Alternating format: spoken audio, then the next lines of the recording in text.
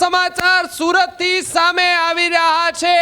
News room Gujarat છે તો નક્કી છે જે રીતે આંકડાઓ એક્ઝિટ પોલના અમે બતાવી રહ્યા હતા એ જ રીતે આપણે સુરત બોર્ડના પણ આંકડાઓ સ્ક્રીન પર દેખાઈ રહ્યા છે। બોર્ડ નંબર 19 માં અંજના ડુંબલામાં જે ભારતીય જનતા પાર્ટી છે તેમની જીત થતી જોવા મળી રહી છે। ન્યૂઝ રૂમ ગુજરાત છે તો નક્કી છે સુરતમાં વોર્ડ નંબર 3 માં ભારતીય જનતા પાર્ટીની ભવ્ય જીત થતી જોવા મળી રહી છે। અલ્પેશ કથિરિયાની જે મહેનત છે એ વિસ્તારમાં મહેનત આખરે રંગ લાવી છે।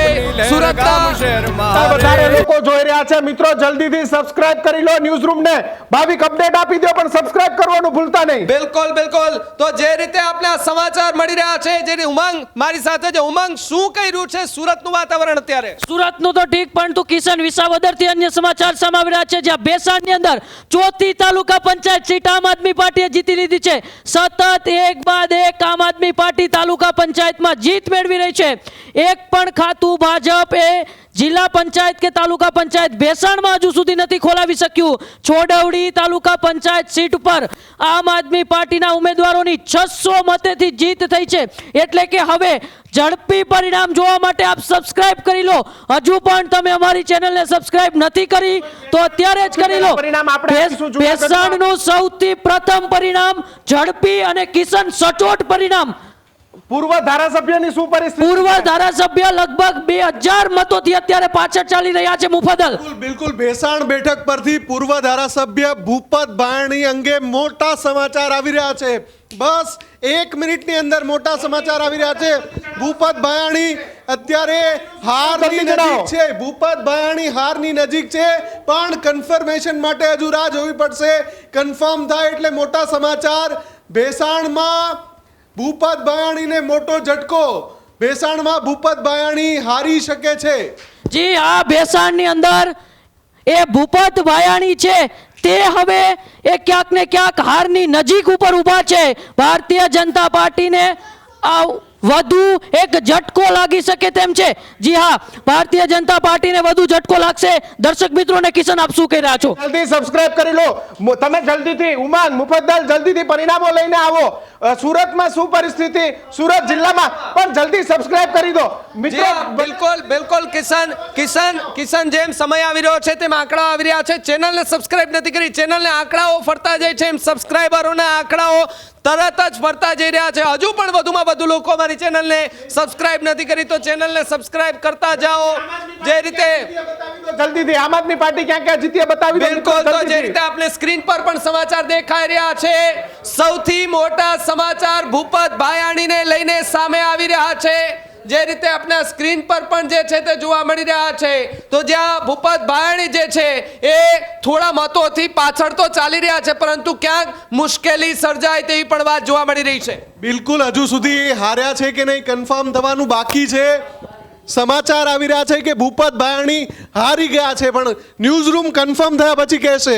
અત્યારે ભૂપત ભાયાણી ખરાબ રીતે પાછળ ચાલી રહ્યા છે અને લીડ કાપી શકાશે કે નહીં તે નક્કી નથી। ભેસાણમાં ભૂપત ભાયાણીને મોટો ઝટકો લાગી શકે છે, પણ સમાચાર આપી રહ્યા છે। ચલો જલ્દીથી ફટાફટ બ્રેકિંગ મારીશું, પણ જલ્દીથી ન્યૂઝ રૂમ ગુજરાતને સબસ્ક્રાઇબ કરી લો મિત્રો। 25-30 હજાર કરતા વધારે લોકો જ્યારે ન્યૂઝ રૂમને જોઈ રહ્યા છે ત્યારે ફટાફટ જે કોઈ મિત્રો ન્યૂઝ રૂમને જોઈ રહ્યા છે જલ્દીથી જલ્દી સબસ્ક્રાઇબનું બટન દબાવો। કાવ્યા કથિરિયાના સમાચાર આપીએ છીએ ભૂપત ભાયાણીના। મિત્રો સબસ્ક્રાઇબની અપીલ છે આપને કે ન્યૂઝ રૂમને સમર્થનમાં એક સબસ્ક્રાઇબ કરો। ન્યૂઝ રૂમને સમર્થનમાં આપ જલ્દીથી જલ્દી જેટલા સપોર્ટ કરશો એટલી ન્યૂઝ રૂમની ટીમ જલ્દી આપને સમાચારો બતાવશે। જલ્દીથી જલ્દી સબસ્ક્રાઇબ કરો। સૌથી મોટા સમાચાર, જૂનાગઢ જિલ્લા પંચાયતમાં ભાજપની બેઠકના આંકડાથી આમ આદમી પાર્ટીની બેઠકનો આંકડો વધી ગયો છે। એટલે કે જૂનાગઢ જિલ્લા પંચાયતમાં આમ આદમી પાર્ટીએ સપાટો બોલાવી દીધો છે। 5 બેઠકો આમ આદમી પાર્ટી જૂનાગઢ જિલ્લા પંચાયતની 5 બેઠકો જીતી ચૂકી છે, જ્યારે ભાજપ 4 બેઠકો જીતી શકી છે। 30 માંથી બહુમતી બેઠકો આમ આદમી પાર્ટી પાસે આવી ગઈ છે। 5 બેઠકો જીતી લીધી છે અને થોડી વારમાં વધુ એક મોટા સમાચાર પણ કન્ફર્મ થઈ રહ્યા છે।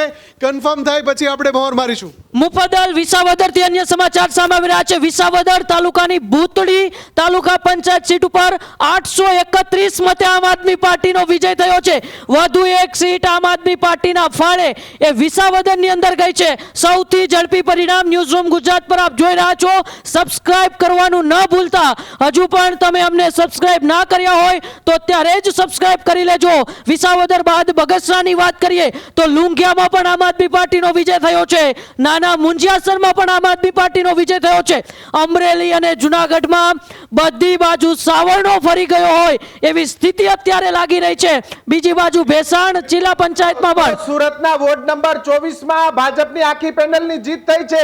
બધા જ અપડેટ આપી રહ્યા છે. જલ્દીથી, ખૂબ જલ્દી ન્યૂઝરૂમ ગુજરાત, હજારોની સંખ્યામાં તમે ન્યૂઝરૂમ ગુજરાતને જોઈ રહ્યા છો તો મિત્રો જલ્દીથી સબસ્ક્રાઇબ કરી અને અમારી ટીમનું મનોબળ વધારો. અલગ અલગ જગ્યાએ 25-30 હજાર કરતા પણ વધારે સૌથી મોટા સમાચાર. જી હા, સૌથી મોટા સમાચાર ભેસાણ બેઠક પર ભૂપત ભાયાણીની હાર થઈ છે.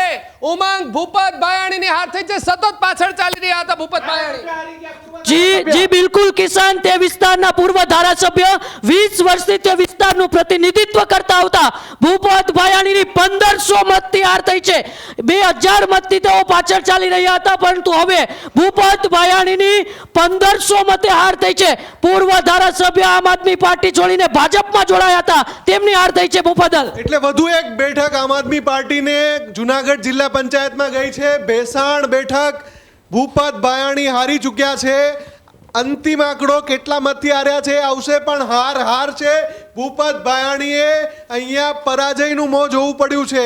અને બીજા જે મોટા સમાચાર સુરતથી આવી રહ્યા છે, સુરત મહાનગરપાલિકાથી મોટા સમાચાર. કાવ્યા કથિરિયા જે વોર્ડમાંથી ચૂંટણી લડી રહ્યા છે ત્યાં ભાજપની પેનલ તૂટી શકે છે. 3 બેઠક ભાજપને જાય, 1 બેઠક કદાચ આમ આદમી પાર્ટીને જઈ શકે છે.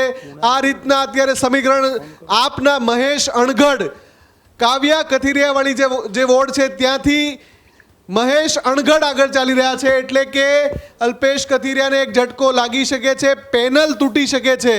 બીજી બાજુ ભેસાણ જિલ્લા પંચાયતમાં જે ભાજપની હાર થઈ છે, ભૂપત ભાયાણીની હાર થઈ ચૂકી છે. અમદાવાદથી પણ વાત કરીએ, અમદાવાદથી પણ સમાચાર આવી રહ્યા છે.